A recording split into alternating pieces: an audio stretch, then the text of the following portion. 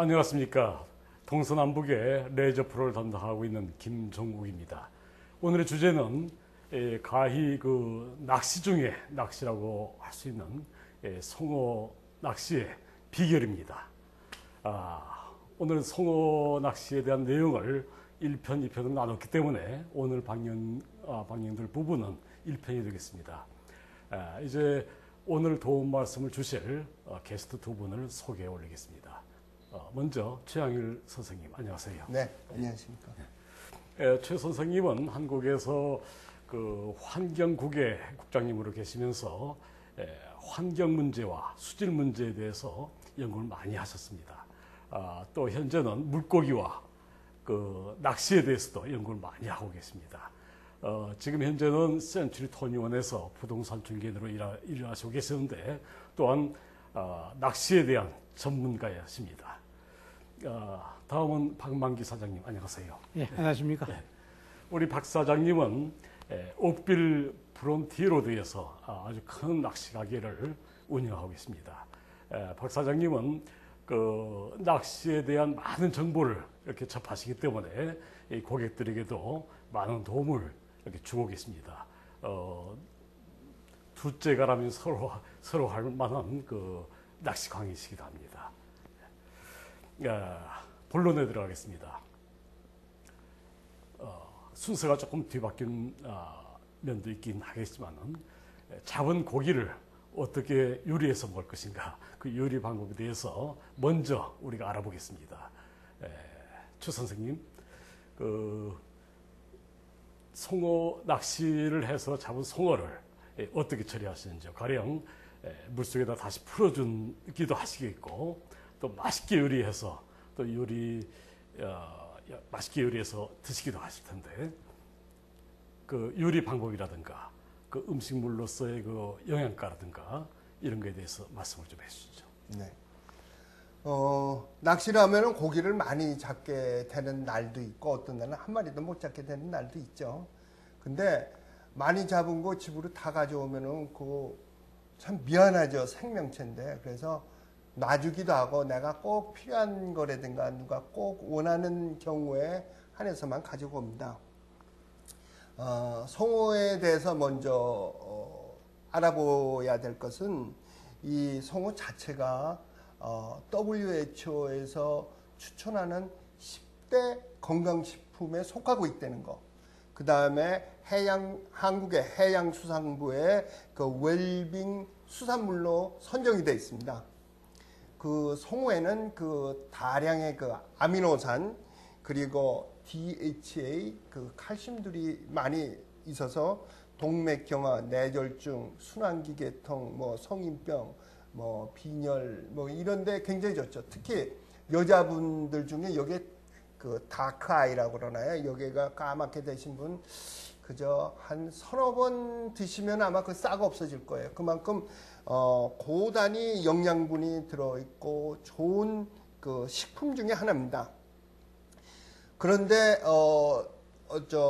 온타리오주가 오염이 됐다느니 해가지고 굉장히 걱정하시는 분이 있습니다. 먹어도 되는지.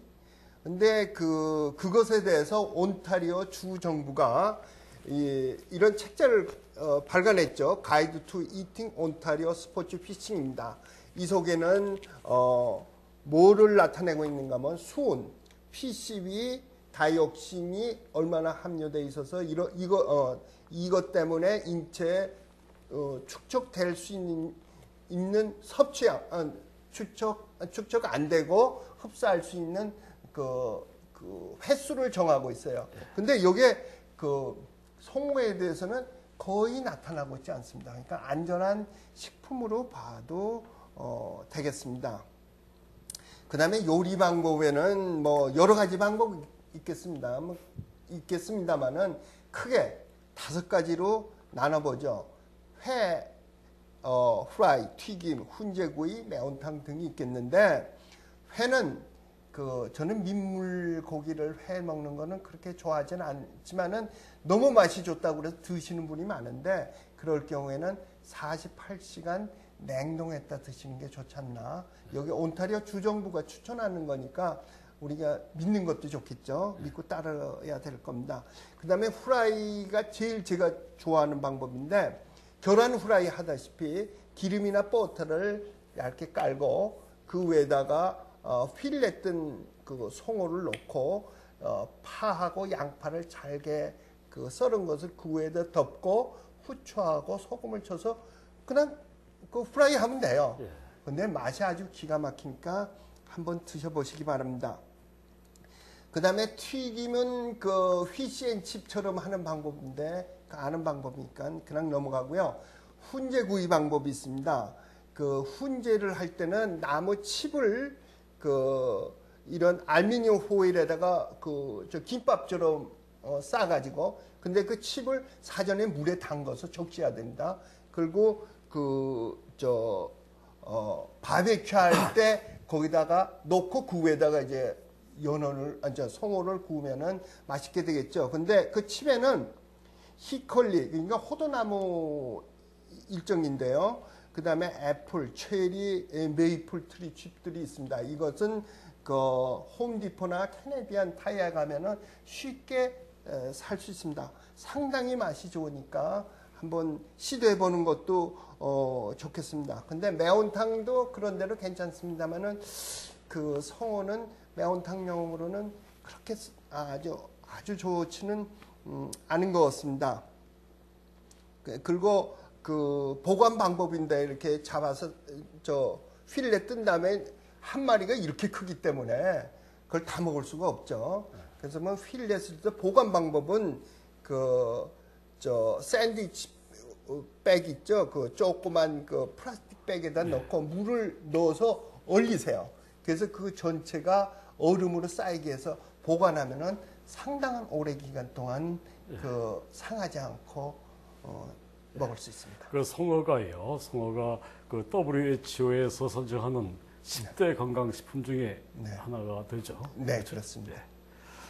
다음은 그 송어 낚시를 하기 위해서 송어의 그 생태에 대해서 우리가 먼저 알아야 되겠습니다. 네. 예를 들어서 송어가 좋아하는 물의 온도라든가, 송어의 그 후각의 그 능력이라든가, 또 송어가 어느 시기에 그 강으로 올라오는지 이런 것들의 그 생태를 좀 더 말씀해 주시죠. 네. 그 송어는 1급수 냉수대 물고기라고 하면은 다 정의가 되는 것 같아요. 깨끗한 물 아니면 살지도 않고요. 찬물이야 된다는 뜻이죠. 근데 이제 산란을 위해서 비가 나서 좀 이렇게 그 물이 혼탁해져도 때로는 올라오는 경우가 있습니다만 되게 싫어해요. 그러니까 일반적으로 냉수대 그 1급수 물고기입니다. 근데 이 물고기가 그 시각이 너무너무 좋습니다. 그래서 가는 낚싯줄이라도 구분을 해내요. 근데 그 낚싯줄이 보이면은 도망가 버려요. 그러니까 그 낚시할 때 가장 그 힘든 점이 바로 그거고, 후각은 너무 잘 발달돼서 자기 그 같은 물에서 산란된 거기서 자란 고기의 그 알인지 여부까지도 구분한다는 그런 이야기도 있습니다. 그러니까 후각이 제가 듣기로는요. 네. 사람 후각의 약 4,000배 정도 네, 된다고 합니다. 그럴 겁니다. 있죠? 상당히 후각이 발달돼 있고요. 그 다음에 그 좋아하는 그 수온은요, 화씨로 55도에서 65도 사이인데요. 65도는 이제 나중에 이야기가 있겠지만은, 이건 브라운 트라우스는 약간 뜨뜻한 걸 좋아하고, 스틸헤드는 55도 쪽으로 뭐 그거보다 조금 아래든 그게 좋아하죠.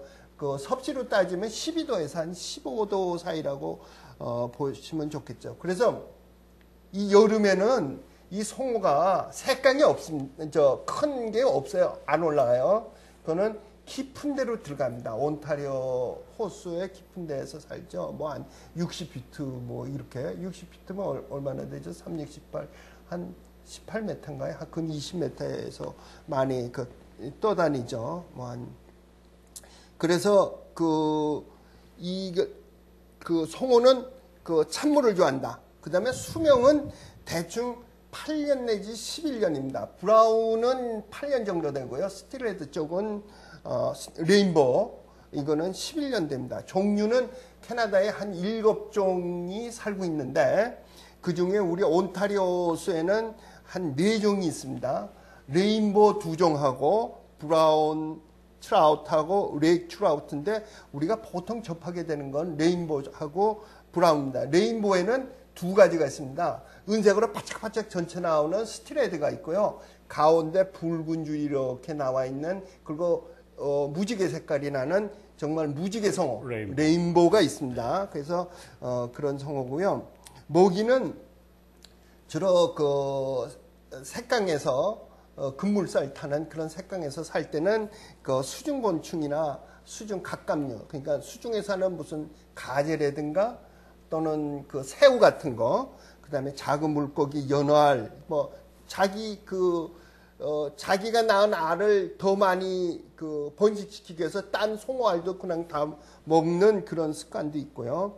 그리고 무게는 이 색강에 있는 거는 작아요. 2 내지 3파운드고, 여러분이 그 슈퍼마켓에서 그 파는 송어는 이렇게 작죠? 그건 양식 송어입니다. 그거는 2, 3파운드 조그만 거고요. 우리가 그 온타리오 그 마우스에서, 그러니까 그 들어오는 데서, 물이 들어오는 데서 잡는 거는 이렇게 크죠? 7 내지 15파운드가 되죠. 그 다음에 이 기록을 보면은 송어의 크기가 42파운드짜리도 잡힌 경우가 있습니다. 네. 저희가 그 송어의 생태에 대해서 대략 이렇게 알아봤습니다. 네. 저희가 송어 낚시를 이렇게 크게 이제 대별을 해보면은 3가지 내지 4가지로 이렇게 대별을 할 수 네. 있습니다.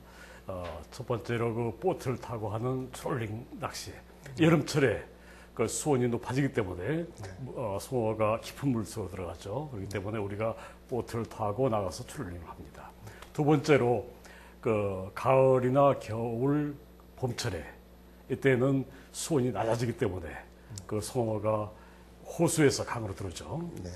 그 호수에서 강으로 들어오는 그 길목, 마우스라고 합니다. 마우스에서 추를 이용해서 낚시를 합니다. 세 번째로 강에서 하는 프라이 낚시 혹은 플로팅 낚시, 이렇게 이제 나올 수가 있는데요. 지금 트롤링 하는 낚시의 그 장면을 여러분들께서 동영상으로 보시겠습니다. 박 사장님께서 그 보트를 타고 하는 그 트롤링 낚시에 대해서 그 이론과 그 방법을 설명 좀 해주시죠. 예. 지금 동영상을 보시면은 아시겠지만은, 결과적으로 이제 그 깊은 물 안에 있는 송어를 잡으려고 하게 되면은 아무래도 이제 이렇게 무거운 추를 써야 되는 겁니다. 결과적으로 이 추 자체가 무겁기 때문에 우리가 원하는 깊이만큼 낚시를 담글 수가 있게 되는 거죠. 그래서 우리가 이제 그 피시 파인더를 보게 되면은 어느 지점, 보통 이제 그 송어는 한 50에서 한 60 정도에서 이제 고기들이 주로 많이 살고 있기 때문에 한 60 정도에다가 이제 그 앞에 보이는 그런 이 다운리그를 사용하거나, 그렇지 않으면 이제 저게 딥시 다이버인데요. 딥시 다이버를 이용해서 그 60피트라는 그 지점까지 그 내립니다. 내려가지고 이제 속도는 보통 이제 그 우리가 이야기하기를 한 1.8에서 2 정도 마일 퍼 아워를 이제 그 따지는데요. 그러니까 이제 제가 이렇게 말씀을 드려도 실감이 안 나시겠지만, 아무튼 고기가 보통 다니는 그 속도에 비례해서 생각하시면 되겠습니다. 그래서 이제 저걸 끌고 가다 보면은 고기가 이제 먹인 줄 알고 공격을 하는 경우가 있는데, 주로 이제 저기 앞에 있는 지금 한 시즌이 돼가지고 보통 이제 그 온타리 호수에서 잡는 게 주로 이제 셀몬하고 레인보우하고 브라운인데요.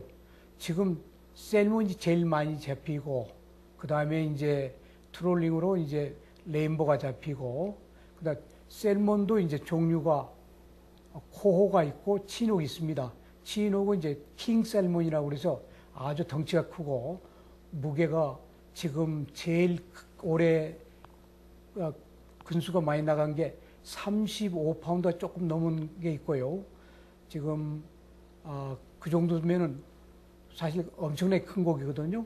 이제 그걸 잡기 위해서는 물론 이제 장비 저기가 줘야 되고 낚시도 줘야 되고 줄도 가는 게 안 되고 이제 좀 굵은 걸 써야 되겠죠. 그러나 그 큰 고기를 잡기 위해서는 역시 색강이나 그런 데서는 안 되고 결과적으로 이제 수온이 올라갔기 때문에 또 레인보우 트라우트 같은 경우에는 이미 산란을 했기 때문에 원래 자기가 좋아하는 온도 보통 레인보우는 한 46에서 한 60 정도에서 이제 주로 잘 사는다고 이제 그렇게 이야기를 하거든요. 화씨가 되겠죠. 예, 화씨입니다. 화씨로. 그래서 이제 주로 이제 지금 많이 잡히는 게 셀몬하고 레인보우가 되겠습니다. 그러니까 우리가 48도라든가 50도라든가 이런 예, 것들을 어떻게 알 수 있냐면은 그 보트에 피쉬 파인더가 붙어 있죠. 네네. 그것을 보고서 조절을 하고 예, 예. 그 온도에 맞는 곳에다가 예. 그 예, 그렇습니다. 저기를 미끼를 내려야 되겠죠. 예, 예. 저희 그 교민들 중에서 혹 그 트롤링 낚시를 하고 싶어 하시는 분들 이런 분들이 계실 텐데 그 비용이라든가 그 갖춰야 될 장비라도 있는지 또 그 보트를 어떻게 어레인지 할 수 있는지 이런 거에 대해서 간단하게 말씀 좀 부탁합니다. 예. 사실 지금 보통 이제 개인적으로 이제 주로들 많이 나가는데요. 그러나 또 이제 그 배가 보트가 없는 분들 위하고 또 이렇게 또 한번 또 해보시기 그러니까 레인보우나 셀몬을 한번 잡아보시고 원하시는 분들을 위해서 이제 그 상업적으로 그걸 전문으로 하는 이 분들이 있습니다. 이제 우리가 이야기하기를 이제 차타 보트라고 이야기하는데요. 지금 그분들이 지금 보통 하루에 이제 2차례 아침 7시에 한번 나가서 12시에 들어오고 5시간요. 그 다음에 1시에 나가서 7시 들어오고 하루에 2차례를 하고 있습니다. 그럼 이제 보통 그 사람들한테 이제 부탁해서 나가게 되면은 이제 그 사람들이 장비를 다 대여를 해주고 우리가 가져갈 수 있는 것은 낚시를 하기 위해서는 꼭 라이센스가 필요가 되겠죠. 그래서 라이센스하고 피싱 라이센스와 또 이제 거기서 간단하게 뭐 드실 수 있는 음료수라든가 스낵 정도는 가져가시는 게 좋을 것 같습니다. 예. 그다음에 또 말씀을 드린다면은 요금은 지금 보통 한 사람당 뭐 한 150불에서 한 200불 정도로 하고 있고요. 보통 조그만 보트 그러니까 보통 20피트에서 한 25피트 정도 되는데 그 정도 하면은 미니멈 3사람 정도 해서 한 5사람 정도가 되겠습니다. 그래서 뭐 한 300불에서 한 500불 정도가 되지 않겠나 생각합니다. 보트 한 대 전체를 예, 빌리는데 그 시간 하루에 2차례 아침 7시부터 12시까지 예, 예. 혹은 오후 1시부터 7시까지 빌리는 데에 300불 내지 500불이라고 이야기하셨죠.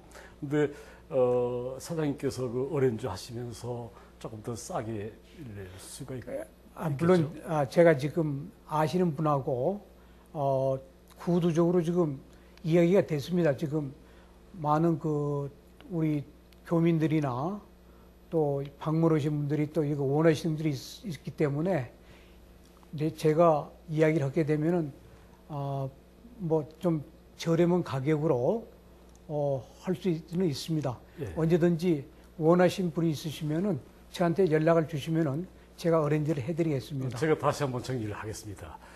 트롤링 낚시를 하고 싶어 하시는 교민이 있으시면은 다른 거 아무것도 걱정하지 마시고 우리 박 사장님 그 낚시 가게에 전화하시면은 모든 거 다 알아가지고 다 어렌지를 그리고 요새 신문에 광고가 나시더라고요. 그러니까 그렇죠. 전화번호는 신문 보시면 되겠네요. 아주 싼 가격에 네. 또 모든 서비스가 다 포함될 겁니다. 네. 예.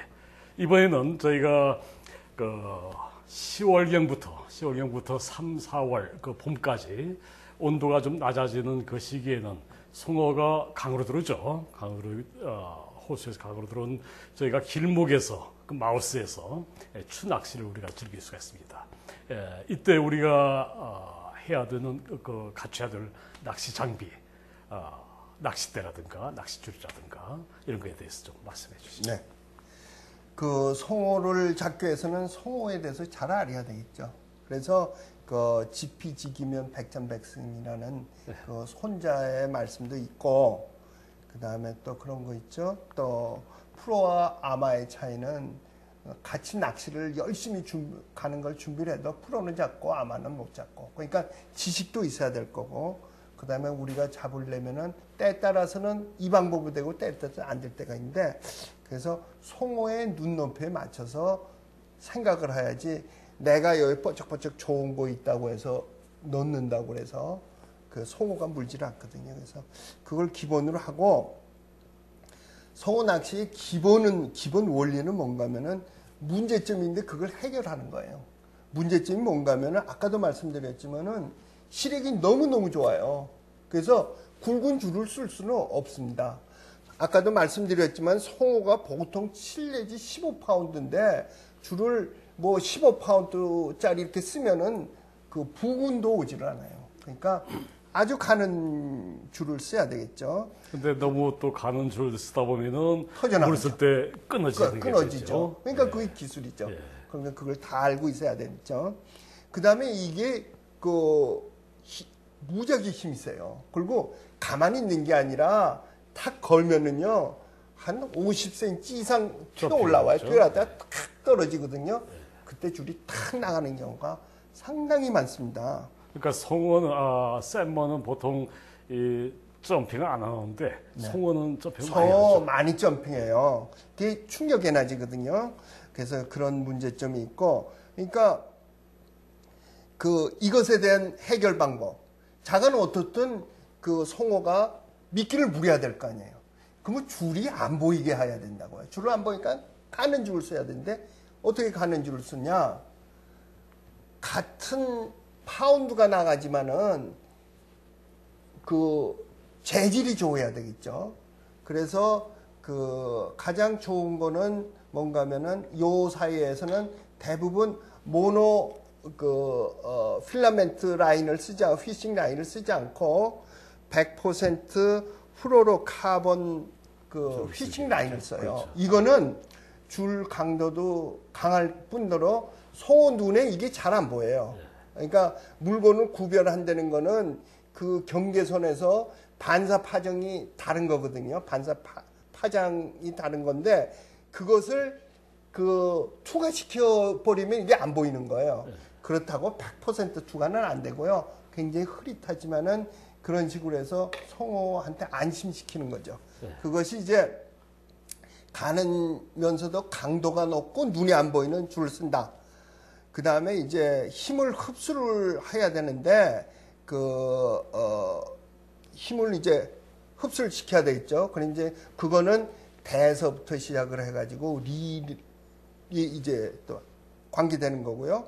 그래서 줄일 경우에 메인 줄은 6 내지 10파운드 쓰시고요. 네. 플로로카본 100%짜리 쓰기를 추천합니다. 네. 그 다음에 리드는 4 내지 8파운드 줄 쓰고. 리드라고 하면은 지금 메인 줄은 추까지의 그렇죠. 줄이 이제 메인 줄이 되겠고, 리드선이라면은 추에서부터 한 바늘까지. 60cm 내지 한 1m, 예. 어떤 데는 30cm. 그 근데 줄이- 아래 그 수면에 이제 풀이 있기 때문에 그거 이렇게 조금 뜨고, 또 송어가 다니는 그 위치까지 보통 만져서 어떤 때는 한 40cm 뛰고 어떤 때는 1m 뛰고도 케이스 바이 케이스로 해야 되겠죠. 그거는 이제 가서 경험에 의해서 하게 되겠죠. 그렇게 하고 저는 브레이디드 피싱 라인을 쓰는 분인데 그거는 추천하지 않습니다. 송어가 보고 놀라서 다 도망갈 수가 있으니까 그런 거죠. 그러면 이제 충격 완화에 대해서 제가 좀 설명을 드리겠습니다. 이거는 본래 아이스 피싱 됩니다. 실제로 이거로 올해도 한 10마리 이상 잡은 것들 요 대로만. 근데 이거 아이스 피싱이지만 이거 설명하기 위해서 지금 쓰는 거죠. 요거 이제 송어의 무게가 실리는 거를 축소해서 지금 보여드리는 겁니다. 요거 요렇게 있는 거 하고 요걸 조금만 했다가 올렸다가 놓는 거 하고는 벌써 눈에 보이시겠지만은 이 충격 에너지가 굉장히 되는 거죠. 이게 대학에서 물리학을 했던가 재료공학을 하신 분은 시험 문제에 나왔을 거예요. 요거 이렇게 놨다 탁 나면은 이 줄에 받는 힘의 강도가 힘이 2배로 는다는 거예요. 근데 송어가 이렇게 하다가 탁 떨어지면 더 확 충격이 심하죠. 그러면 줄이 가는 줄을 쓰는 데다가 이게 나갈 수밖에 없죠.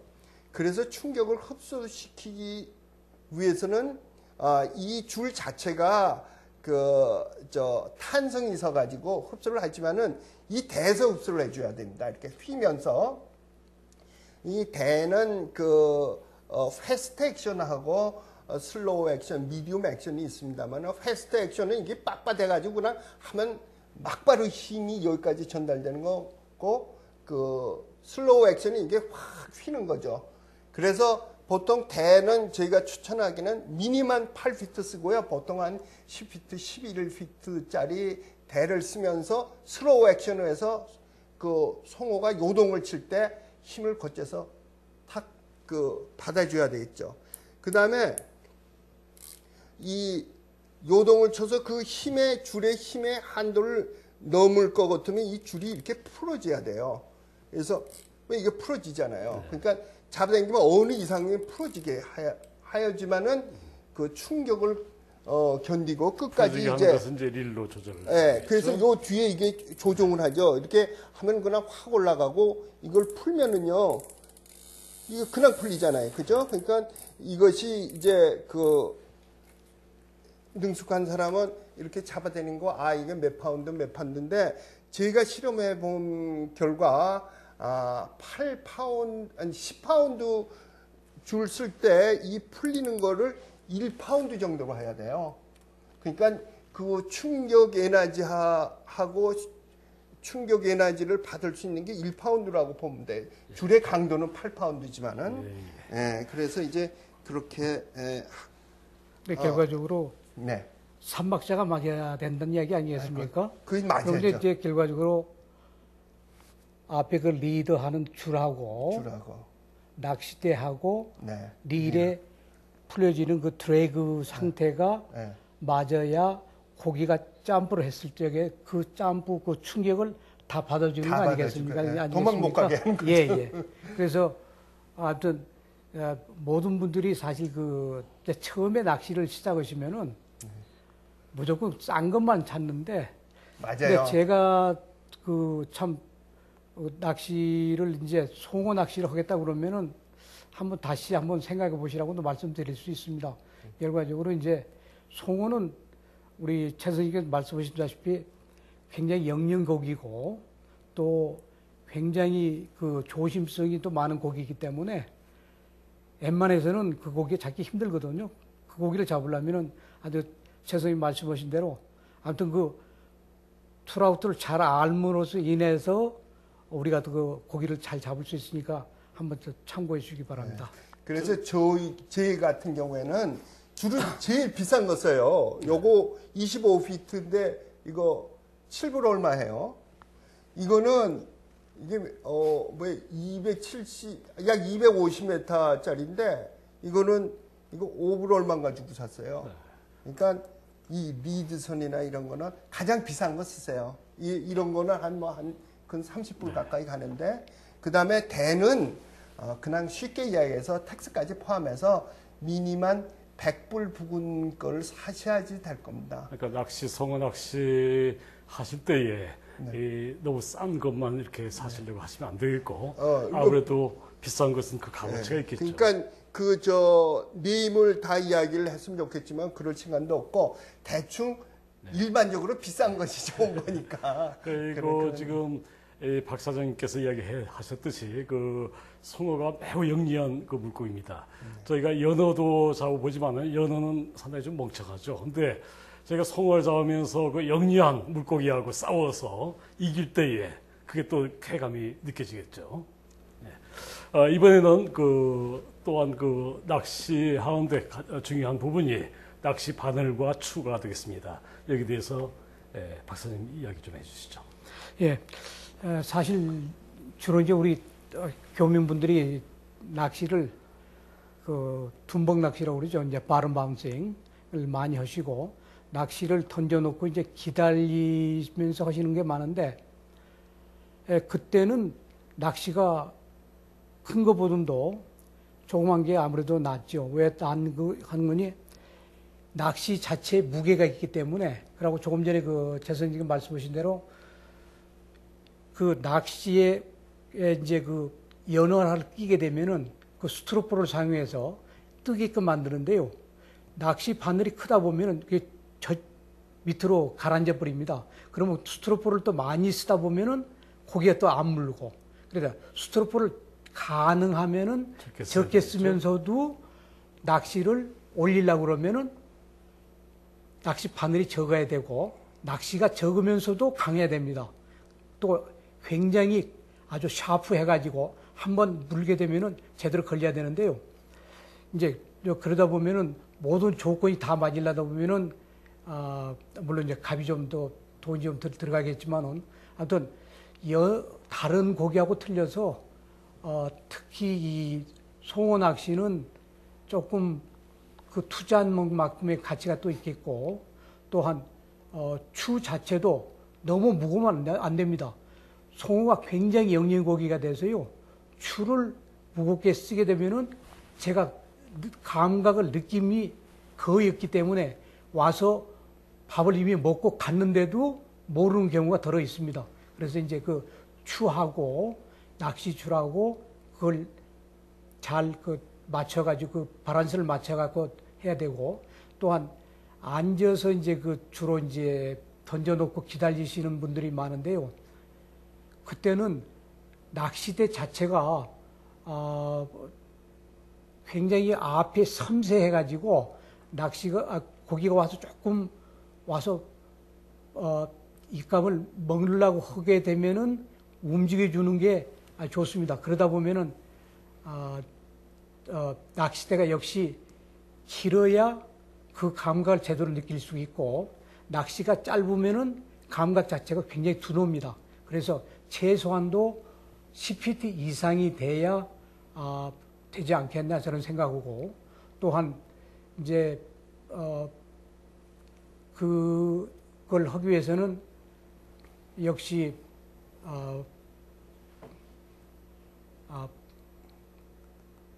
이제 주로 이제 바닥에 놓고 하는 것도 있지만은 주로 이제 강 입구에서 이제 우리가 이제 찌를 써가지고 사용하는 것도 있습니다. 그런 찌를 써가지고 사용하는 경우에는 보통 이제 이와 같이 찌가 움직이는 찌가 있습니다. 요건 다른 게 아니고 어느 깊이에 들어가면은 이 찌가 위로 올라가가지고 더 이상 안 올라갑니다. 이렇게 올라가면은 그러고 또 이같이 이제 그 정도 찌가 있는데 요것은 이제 내가 어느 정도 깊이에다 물을 익혔다.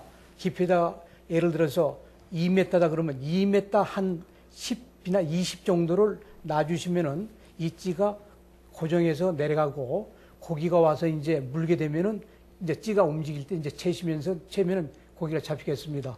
예. 프로텍 낚시에 대해서는 저희가 2편에서 다시 이렇게 자세하게 또 알아보기로 하겠습니다. 오늘은 이제 미끼에 대해서 우리가 낚시하는 데에 또한 가장 중요한 부분이 미끼가 되겠습니다. 미끼를 선택한 어떠한 미끼를 선택해야 되는지 또 미끼의 신선도가 많이 또 중요한 부분이기 때문에 어떻게 보관하는지에 대해서 말씀을 좀 해주시죠. 송어의 미끼는요, 송어가 좋아하는 식성하고 같죠. 그러니까 수중곤충이라든가 메뚜기, 호라이, 지렁이, 연어, 송어알, 그 다음에 이제 루어, 가짜 미끼를 이렇게 쓰는데, 그래도 제일 나은 거는 연어알이 제 경우에서는 제일 좋은 것 같아요. 물론 저 브라운 트라우트도 좋다고 그럽니다. 근데 제가 연어알에 대해서 말씀드리면은 연어 암컷의 배를 가려면은 2줄의 그 연어알 이 나옵니다. 그거를 키친타올로 감싸가지고 냉장고에 넣었다 뺐다 하면서 여러 번 하루에 걸쳐가지고 거기서 피끼와 핏물과 물을 뽑아주죠. 그 다음에 한 4, 5cm로 이렇게 잘라가지고요. 그걸 자른 걸 가지고 그 다음에 보락스 이 붕산대 요거는 그 큰 슈퍼마켓 가면 팔아요. 네. 이거 세탁용으로도 쓰기도 하고 네. 이거 살균용으로도 쓰는 거거든요. 그래서 그것에서 섞어 가지고 그 소포장해 가지고 큰 그릇에 넣어서 냉장고에 넣어두면은 1년이고 2년이고 가는데 별 문제가 없습니다. 예. 저희가 저희가 시간이 저희들한테 허락된 그 시간이 많지 않습니다. 저희가 함께 이렇게 나누고 싶은 그 낚시의 정보가 아주 많습니다. 오늘은 시간 관계상 1편은 이것으로 끝나기로 하겠습니다. 다음 2편을 여러분들 기대해 주시고 또 많은 그 시청을 바랍니다. 감사합니다. 네, 감사합니다. 감사합니다.